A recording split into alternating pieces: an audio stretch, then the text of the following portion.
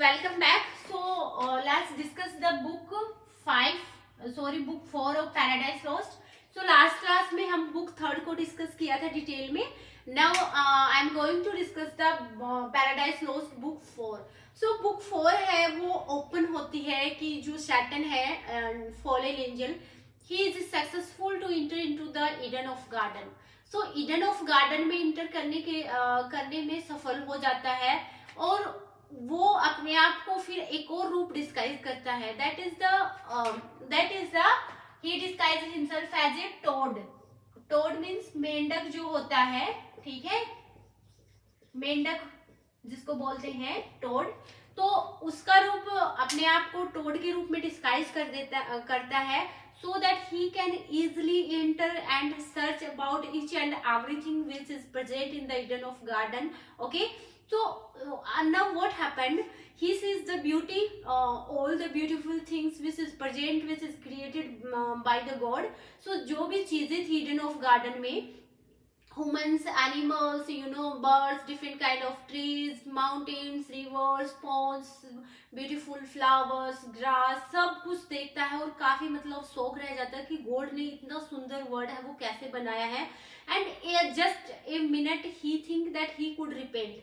तो 1 मिनट के लिए वो रिमाइंड करता है कि काश वो रिपेंट कर पाए अगेंस्ट द गॉड से माफी मांगे. But his ego does not allow him to bow down against the God. लेकिन उसका ईगो बीच में आ जाता है और वो उसको अलाउ नहीं करता कि वो गॉड के सामने रिपेंट करे. Okay, now what happened, he sees Adam and Eve, 2 creation देखता है, 2 डिफरेंट क्रिएशन. मतलब एडम और ईव है, they are busy in their work, जो डेली एक्टिविटीज के वर्क होते हैं. एडम और Eve the first creation of God, वो अपने जो डेली एक्टिविटीज, जो डेली के काम होते हैं उनमें करने में बिजी हैं. And now they are talking to each other. Adam है वो ईव से कहता है, ईव से अपना जो डेली का काम है वो डिस्कस करता है, उसको बताता है कि they have to perform all the work except one thing, that not to eat the fruit of knowledge tree. जो नॉलेज ट्री का फ्रूट है वहां से फ्रूट नहीं खाना, उसको छोड़कर बाकी जो सब काम है उसको परफॉर्म करने हैं. ठीक है. नव सैटन जब उनको सुनता है, उनकी जो कन्वर्सेशन सुनता है कि उसको फॉरबिडन ट्री का जो फ्रूट है वो नहीं खाना, गॉड ने ये करने के लिए मना किया है, तो गॉड ने जो सैटन है वो इस बात का फायदा उठाता है.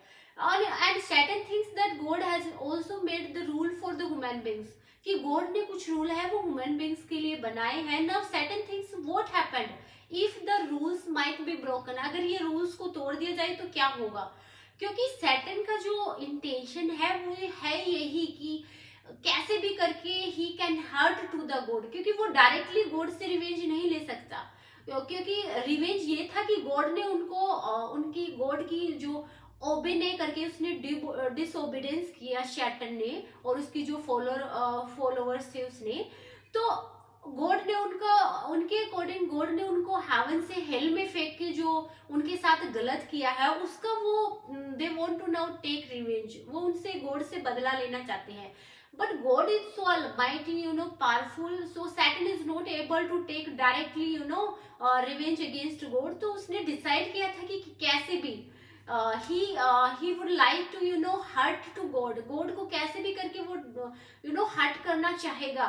तो ये उसके लिए एक मतलब एडवांटेज था कि कैसे भी करके गॉड की जो क्रिएशन है उससे कुछ ऐसा गलत किया जाए या उससे कुछ ऐसा डिसओबीडियंस करवाया जाए जिससे गॉड को कुछ हर्ट हो, जिससे गॉड को बुरा लगे. तो नव ये उसके लिए फायदा था, एडवांटेज था सैटन के लिए. जब वो उनको सुनता है कि गॉड ने कुछ रूल बनाए हैं जो उनको नहीं तोड़ने, तो वो उसी बात पे का फायदा उठाता है. ओके, नव क्या करता है, एडम और ईव हैं, they are performing their all work. दिन के जितने भी एक्टिविटीज होते हैं उनको वो करते रहते हैं. नव जो यूरियल है, अर्थ की जो एंजल यूरियल थी, यूरियल, ओके, यूरियल आती है. ओके, सो यूरियल आती है और वहां ईडन ऑफ गार्डन की एंजल होती है गैब्रियल. ओके, गैब्रियल जो एंजल होती है तो उसको बताती है यूरियल आके कि I saw like a fallen angel is enter into the Eden of garden. So वो उसको बताती है गैब्रियल, क्योंकि मुझे ऐसा लगा कि कोई फॉलन एंजल है, वो एज ए डिस्गाइज अपना रूप डिस्गाइज करके ईडन ऑफ गार्डन में इंटर किया है। तो गैब्रियल उसको बताती है if it is possible then he will definitely find out by the morning. तो मॉर्निंग तक वो उसको डेफिनेटली फाइंड आउट कर लेगी कि कोई फॉलन एंजल है वो ईडन ऑफ गार्डन में अभी प्रेजेंट है या नहीं।